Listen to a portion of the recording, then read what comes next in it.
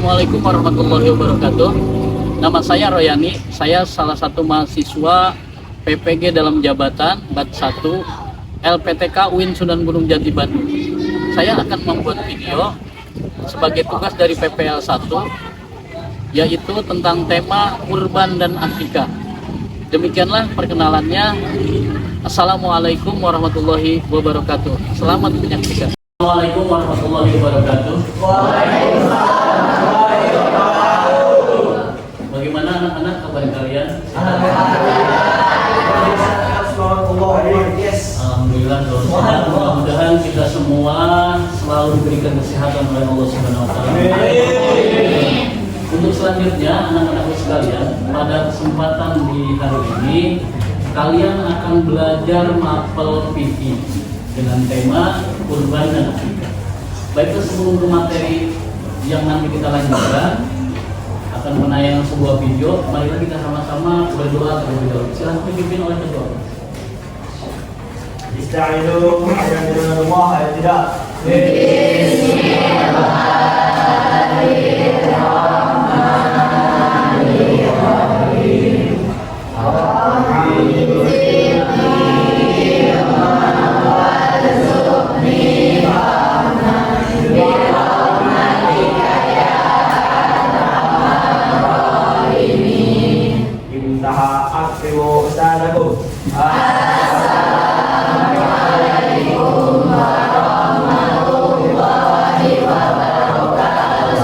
Waalaikumsalam warahmatullahi wabarakatuh.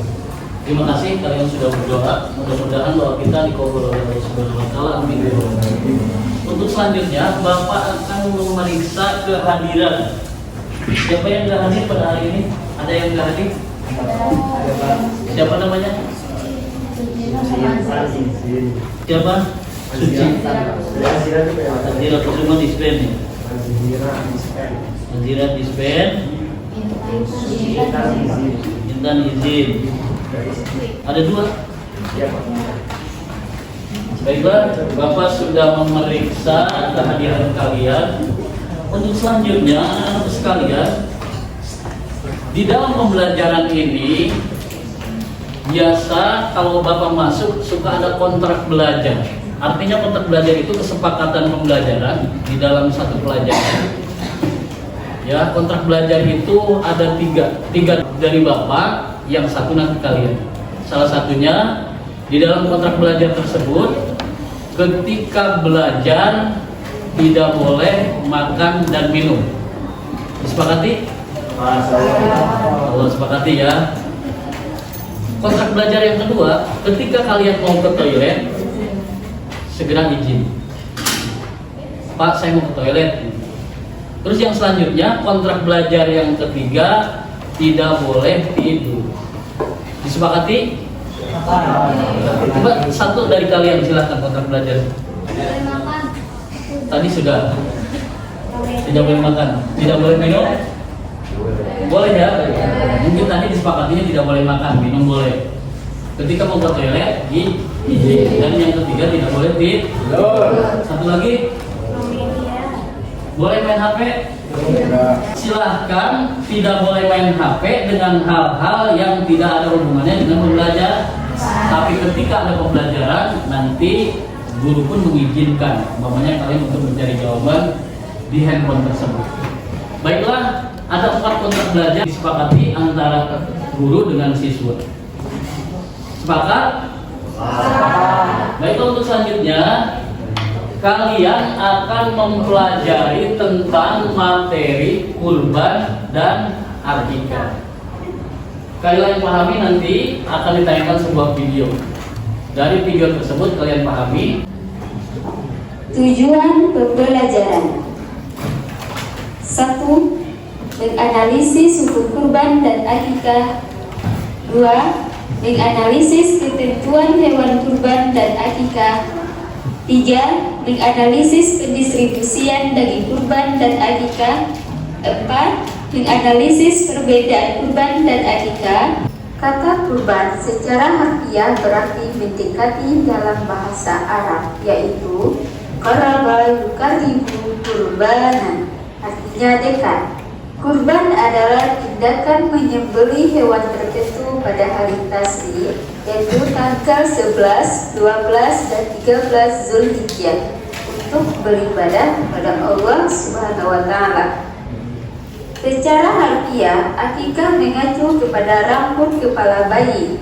Secara istilah, akikah adalah menyembelih hewan pada hari ketujuhnya dan mencukur rambutnya. Hukum kurban dan akikah.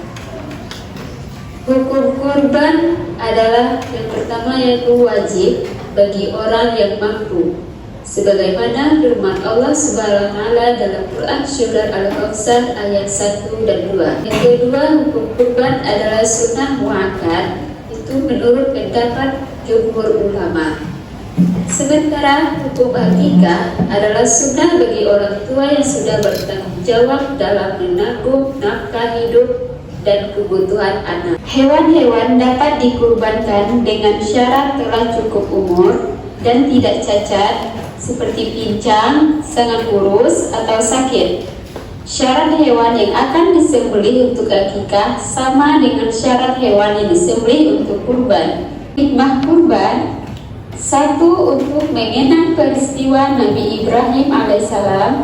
Yang kedua, untuk meningkatkan kualitas takwa. Dan yang ketiga, untuk berbagi kepada saudara yang miskin, lagi sebagai tanda syukur kepada Allah Subhanahu wa Ta'ala. Hikmah akikah: yang pertama, perwujudan rasa syukur kepada Allah Subhanahu wa Ta'ala. Yang kedua, sebagai upaya mengajak anak untuk bertakarub kepada Allah Subhanahu wa Ta'ala. Yang ketiga, sebagai tebusan bagi anak sehingga syafaat kepada kedua orang tuanya pada hari akhir kelak diterima oleh Allah Subhanahu wa Ta'ala.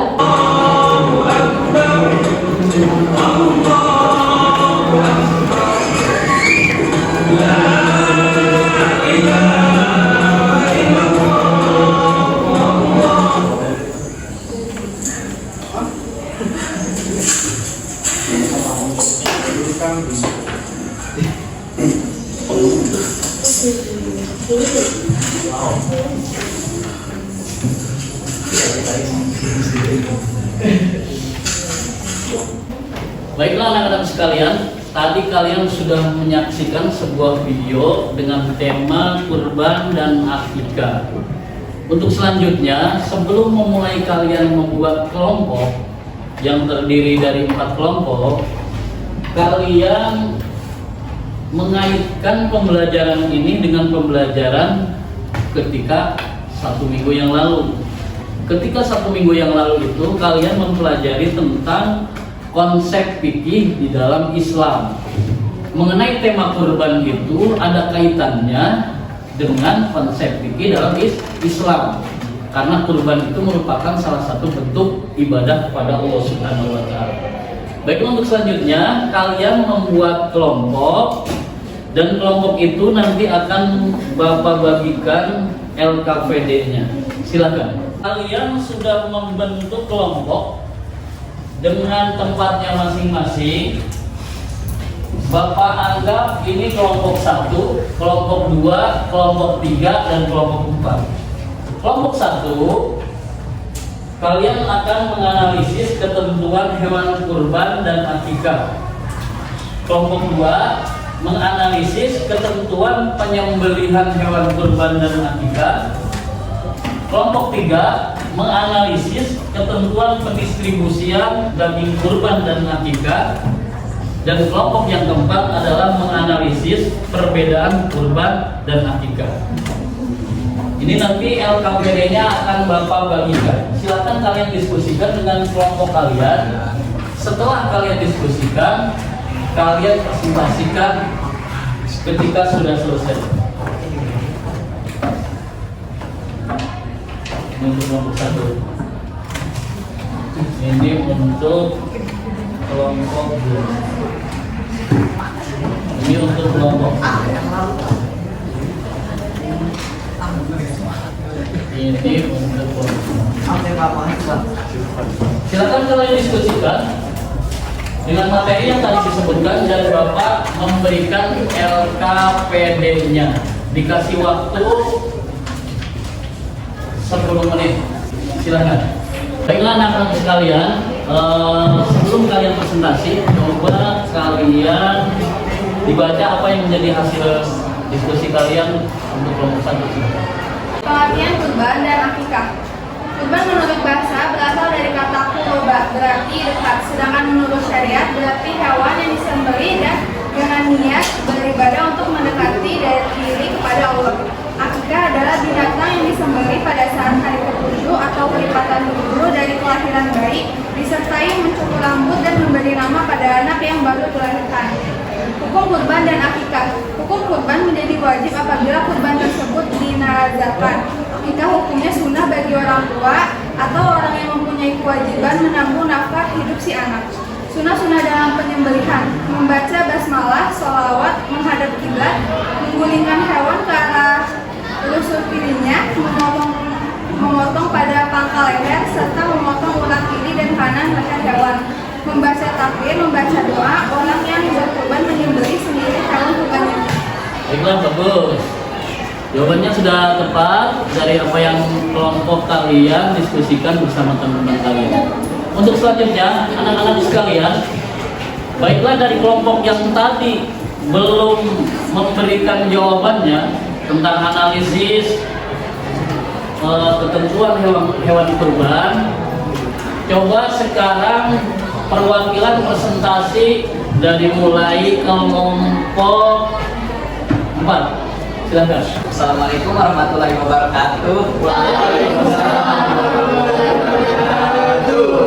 Perkenalkan, saya Daris dari kelompok 4. Saya ingin mempresentasikan perbedaan kurban dan akikah.